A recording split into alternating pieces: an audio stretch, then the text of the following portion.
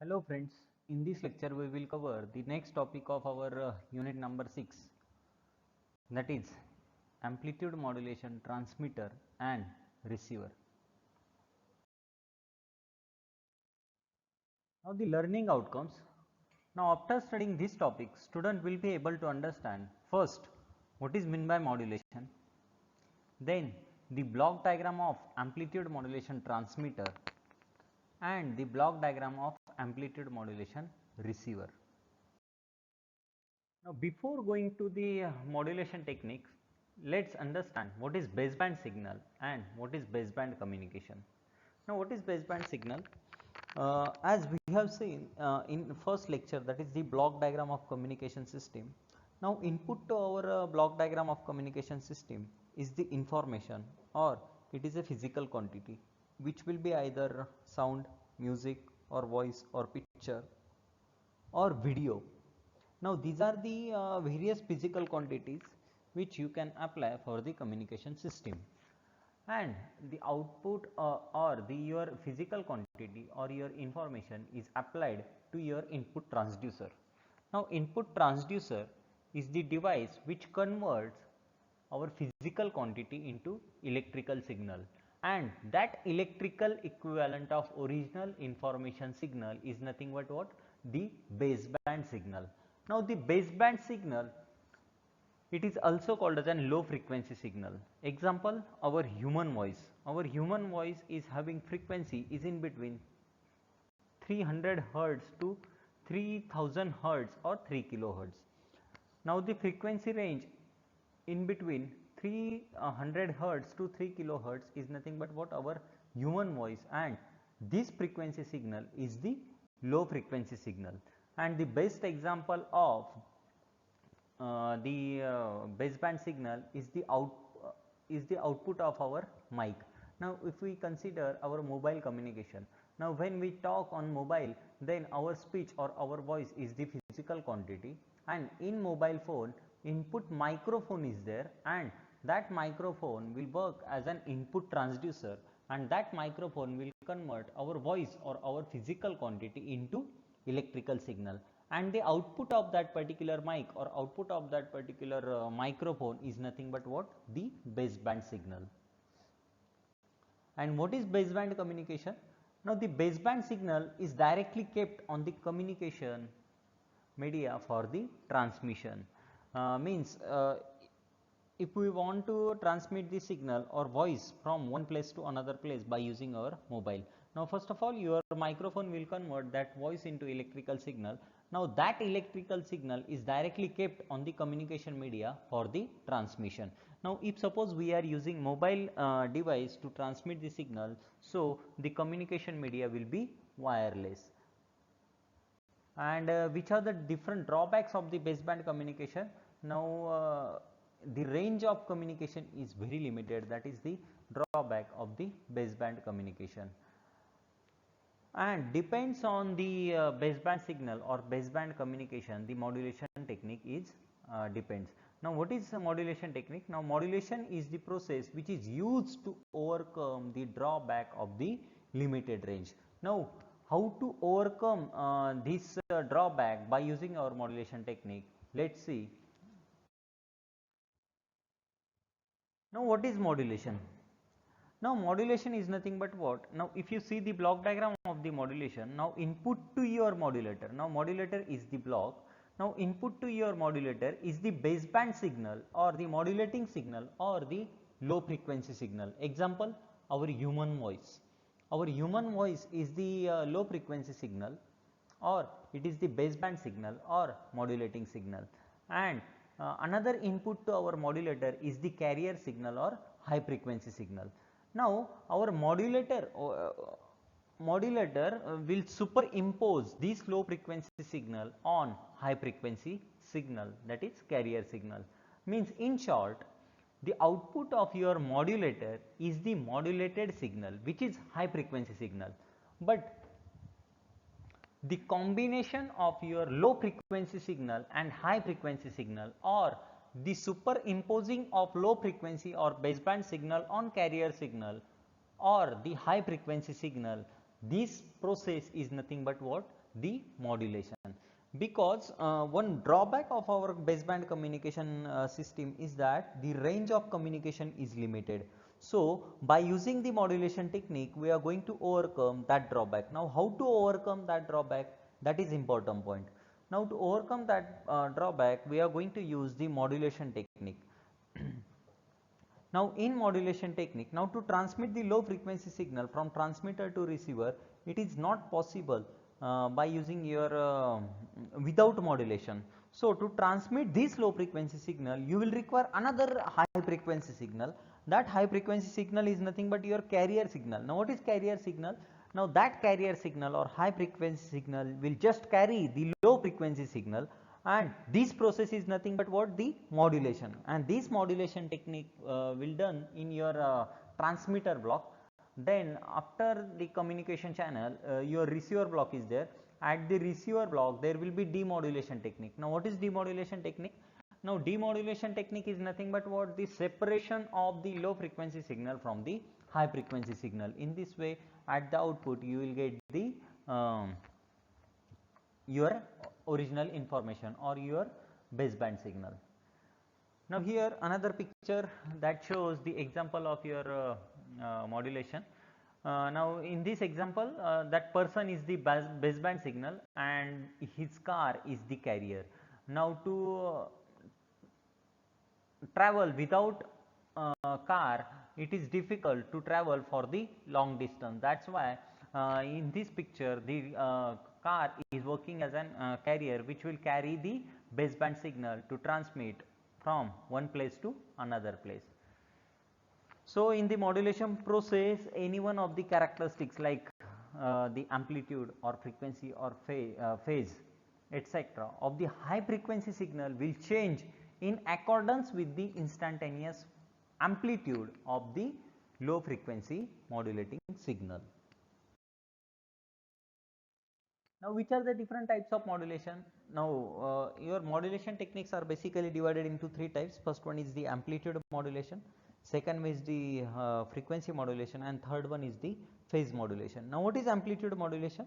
As we know, what is modulation? First of all, the to transmit the low frequency signal from the transmitter to receiver, we will require the high frequency signal. So the superimposing of low frequency signal on your high frequency signal, this technique is nothing but what? The modulation. Now what is amplitude modulation? Now in amplitude modulation, the amplitude of the carrier signal will change in accordance with the instantaneous amplitude of the low frequency signal or baseband signal by keeping frequency and phase constant. Similarly, what is meant by frequency modulation? Now in frequency modulation, the frequency of the high frequency signal will change, or the frequency of the carrier signal will change in accordance with the amplitude of the low frequency signal or baseband signal by keeping amplitude and phase constant, and this technique is nothing but what? The frequency modulation. And third modulation technique, that is the phase modulation. Now what is phase modulation? Now in phase modulation technique, the phase of high frequency signal or carrier signal will change in accordance with the amplitude of the low frequency signal or baseband signal by keeping amplitude and frequency constant, and this technique is nothing but what? The phase modulation. Now here these waveforms indicates, first of all, input signal, then second one is the amplitude modulation, that is amplitude of the high frequency signal will change in accordance with the amplitude of the low frequency signal. Means first waveform indicates our low frequency signal, second waveform indicates our amplitude modulated waveform, and third waveform indicates the frequency modulated waveform. Now if you see the second waveform, in second waveform the amplitude of the carrier signal is changing in accordance with the amplitude of the low frequency signal by keeping frequency constant. Frequency is constant. Similarly, if you observe the third waveform, then in third waveform the frequency of the high frequency signal or carrier signal is changed in accordance with the amplitude of the low frequency signal by keeping amplitude constant. This is nothing but what? The frequency modulation. Now let us see the block diagram of AM transmitter. Now the first block is the carrier oscillator. Now the carrier oscillator generates the carrier signal which lie in the radio frequency range, and the frequency of the carrier is always very high because it is very difficult to generate high frequencies with the good frequency stability, and the carrier oscillator generates a submultiple with the required carrier frequency, and this submultiple frequency is multiplied by the frequency multiplier stage to get the required carrier frequency. Further, a crystal oscillator can be used in this stage to get or to generate a low frequency carrier with the best frequency stability, and the frequency multiplier stage then increases the frequency of the carrier to its required value. Then the next block is the buffer amplifier. Now the purpose of the buffer amplifier is twofold. Now it first matches the output impedance of the carrier oscillator with the input impedance of the frequency multiplier. The next stage of the carrier oscillator, which is the next stage of the carrier oscillator, it then isolates the carrier oscillator and the frequency multiplier. Now this is required so that the multiplier does not draw a large current from the carrier oscillator. Now if this occurs, then the frequency of the carrier oscillator will not remain stable. Then the frequency multiplier. Now the submultiple frequency of the carrier signal generated by the carrier oscillator is now applied to the frequency multiplier through the buffer amplifier. Now this stage is also known as the harmonic generator, and the frequency multiplier generates the higher harmonics of the carrier oscillator frequency, and the frequency multiplier is a tuned circuit that can be tuned to the requisite carrier frequency that is to be transmitted. Then the next block is the power amplifier. The power amplifier of the carrier signal is then amplified in the power amplifier stage, and this is the basic requirement of the high level transmitter. A class C power amplifier gives the high power current pulses of the carrier signal at its input.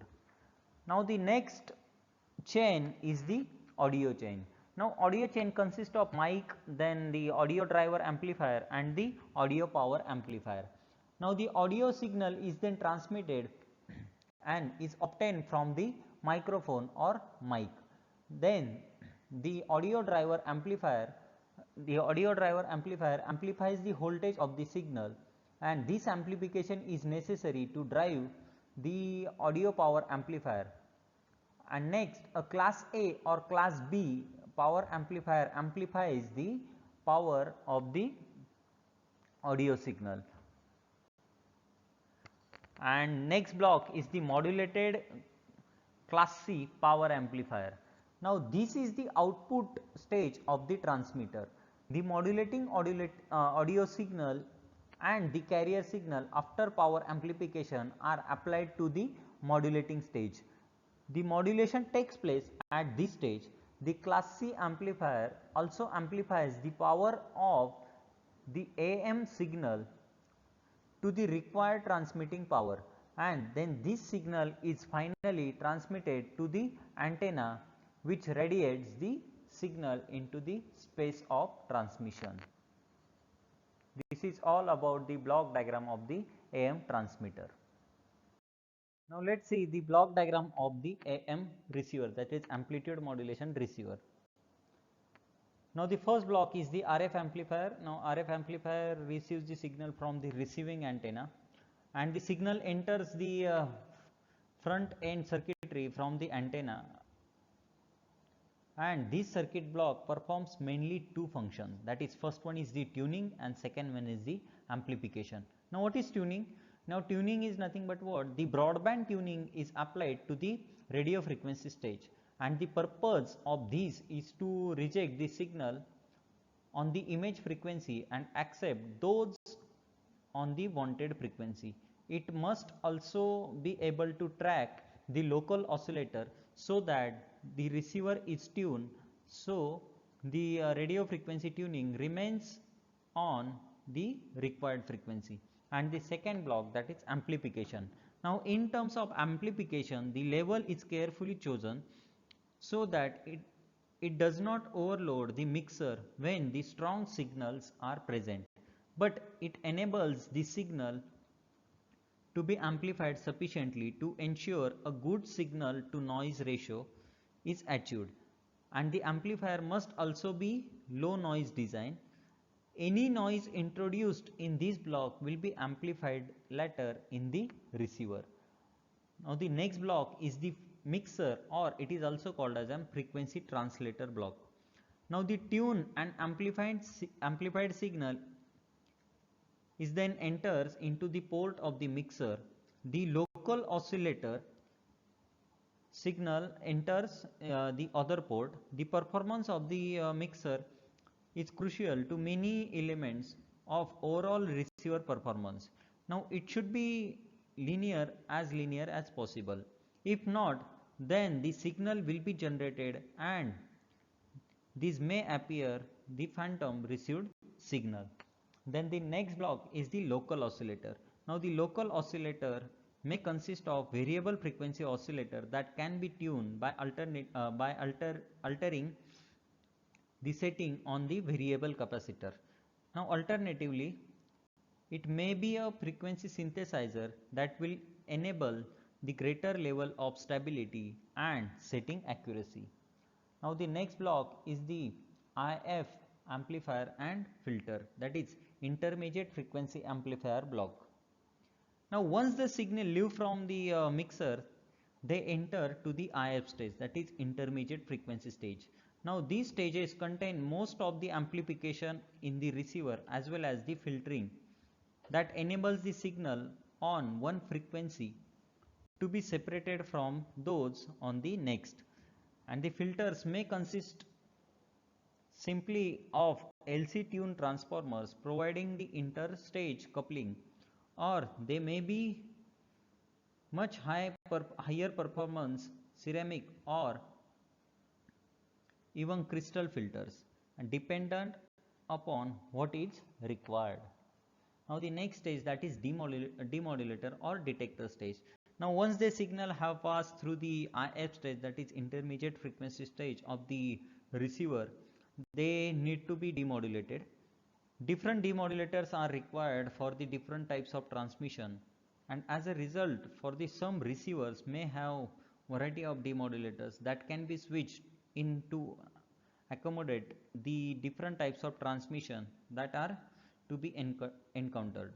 Now different modulators used may include, that is AM diode detector or synchronous AM detector or SSB product detector or basic FM detector or PLL FM detector or quadrature FM detector. Now the next block is the audio amplifier stage. Now the output of the demodulator is the recovered audio, and then it is passed through the audio stages where they are amplified and presented to the headphones or the loudspeaker. Now, which are the advantages, disadvantages and applications of amplitude modulation? Now first, AM transmitters are less complex and AM receivers are simple and detection is easy. These are the various advantages of the amplitude modulation technique. There are two disadvantages, that is first, the power wastage takes place, and the second, that is amplitude modulation wave get affected due to the noise. And the amplitude modulation techniques are basically used in the radio broadcasting or the picture transmission in a TV system. Thank you.